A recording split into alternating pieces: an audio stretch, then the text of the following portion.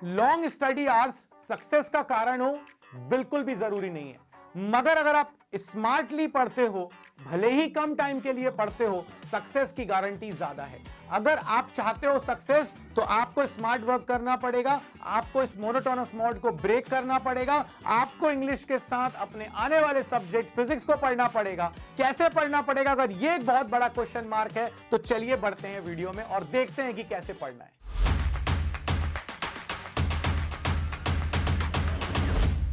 अब अगर कोई मुझसे कहे कि बहुत देर तक आपको इंग्लिश पढ़नी है, तो मैं नहीं पढ़ पाऊंगा। जैसे जैसे हार्वर्ड की एक स्टडी कहती है अपन से कि अगर कोई चीज मोनोटोनसली कर रहा हो कोई, तो उसकी इफिशिएंसी गिरती चली जाती है। डॉक्टर रिचर्ड की स्टडी है, बाबा जी नहीं बोल रहे हैं, ये बड़ी बड़ी यूनिवर्सिटीज बोल रही हैं। तो अब हमको स्मार्ट वर्क करना है। देखो, हार्ड वर्क को जब कन्फाइन कर दिया जाता है, तो वो स्मार्ट वर्क बन जाता है। तो हमें उस स्मार्ट वर्क को कैसे यूज करना है और वहां तक कैसे पहुंचना है, ये मैं आपको बता रहा हूं।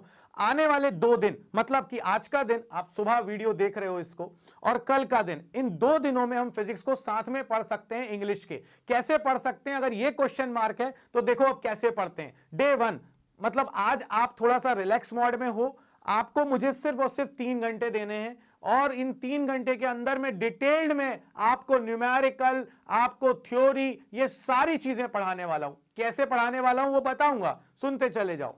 अब आपके पास वेव ऑप्टिक्स के लिए 3 घंटे। अब आप कहोगे बाबा जी ये 3 घंटे हम निकाले कहां से लेकर आए हम इन 3 घंटों को? कहीं से लेकर मत आओ, ऐसे लेकर आओ। सुबह उठते से ही सबसे पहले पढ़ेंगे अपन इंग्लिश, क्योंकि अपन को अंदर से सेटिस्फेक्शन चाहिए। मेरा इंग्लिश का पेपर है, और मैं अगर इंग्लिश नहीं पढ़ूंगा और किसी और सब्जेक्ट को अगर स्टार्टिंग से ही पढ़ूंगा, तो मेरा दिमाग इंग्लिश में लगा रहेगा पूरे टाइम। तो अपने लिए एक छोटा सा इंग्लिश का टारगेट सेट करो कि भैया इतना पार्ट मुझे इंग्लिश का पढ़ना है। आने वाले 1 से 2 घंटे अब आप इंग्लिश पढ़ो। जब आपको लगे कि हाँ मैं सेचुरेट हो गया हूं इंग्लिश से, तो इंग्लिश के सेचुरेशन को वहीं पर दबाना है अपन को। और अब अपन को नीचे जो लिंक दी हुई है आपको वेव ऑप्टिक्स की, 3 घंटे के वीडियोस सारे के सारे मिलाकर मैंने पूरा काउंट करके, कैलकुलेशन करके आपके लिए स्लॉट्स बना के रखे हैं, और लास्ट वाला स्लॉट आपके लिए पूरा का पूरा न्यूमेरिकल पॉइंट ऑफ व्यू से है।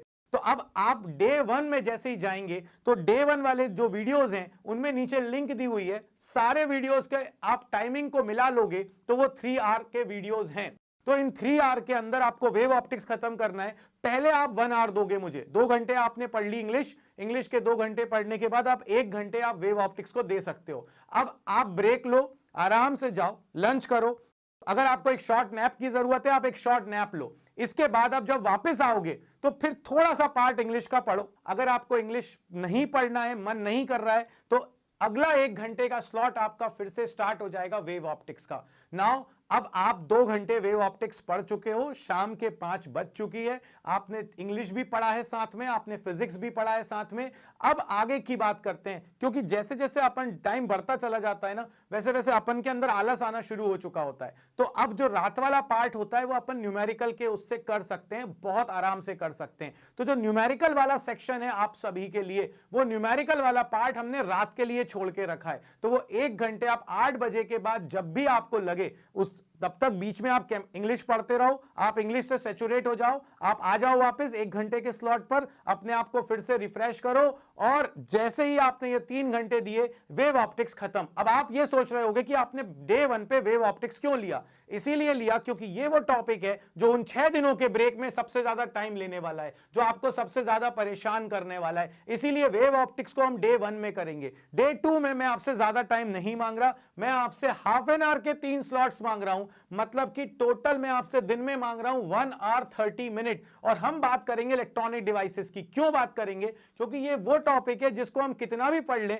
हमें डाउट कहीं ना कहीं मन में आ रहा होता है। तो इसीलिए इस टॉपिक को हम पढ़ेंगे डे 2 में। स्लॉट का सेक्शन वही है, उठते से ही सबसे पहले हम इंग्लिश पढ़ेंगे, इंग्लिश के बाद जब थोड़ा सा सैचुरेट हो जाएंगे, तो हाफ एन आवर हम लोग फिर से फिजिक्स पढ़ेंगे, इलेक्ट्रॉनिक डिवाइसेस। नीचे वीडियो की लिंक दी हुई है डे 2 के सेक्शन में, जाओ जल्दी से जाकर क्लिक करो, और अपना डे 2 भी वहां से आप स्टार्ट कर सकते हो। इसके बाद फिर से दिन में वही अपना लंच करो, नैप लेनी है तो एक नैप लो, फिर से इंग्लिश पढ़ो, फिर हाफ एन आवर, और लास्ट में डे के एंड में फिर से हाफ एन आवर। मैं आपसे बिल्कुल भी ज्यादा डिमांड नहीं कर रहा। और दोस्तों, बहुत छोटी छोटी सी स्टेप्स अगर आप चलोगे, तो वो एवरेस्ट पर पहुंचना तय है। हमको अगर आगे जाकर मार्क्स लाने हैं, कॉन्सेप्ट को, क्लैरिटी को रखना है दिमाग के अंदर, चीजों को लॉन्ग टाइम तक सस्टेन करना है। आप खुद इमेजिन करके देखो कि अगर अगले 5 दिन के बाद, जब इंग्लिश के पेपर के बाद आप फिजिक्स की तैयारी शुरू करोगे और 2 भारी भरकम टॉपिक आपके पहले ही खत्म हो चुके होंगे, तो क्या बूस्ट मिलेगा,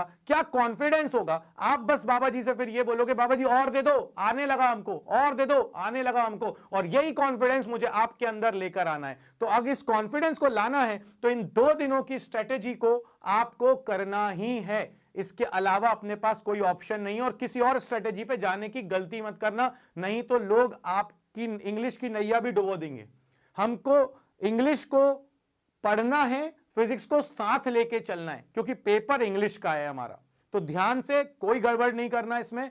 इसके बाद बाबा जी आपके लिए वो 6 दिनों में तो प्रकट हो ही जाएंगे। उन 6 दिनों में हम क्या करने वाले हैं उसकी डिटेल तो आपको टेलीग्राम ग्रुप पर अब धीरे धीरे मिलना शुरू हो ही गई है, और आगे भी मिलती जाएगी। और कम्युनिटी पोस्ट भी आप कंटिन्यूअसली चेक करते रहो, वहां बाबा जी आपको पूरी इंफॉर्मेशन दे रहे हैं। So best of luck for English, and we will meet on the day of English examination, जब आप पेपर दे के आओगे, और फिर अपन शुरू करेंगे अपनी फिजिक्स की नैया, और उस नैया को अपन लेके जाएंगे पूरे तरह से पार। तो मिलते हैं नेक्स्ट वीडियो में 13 मई को।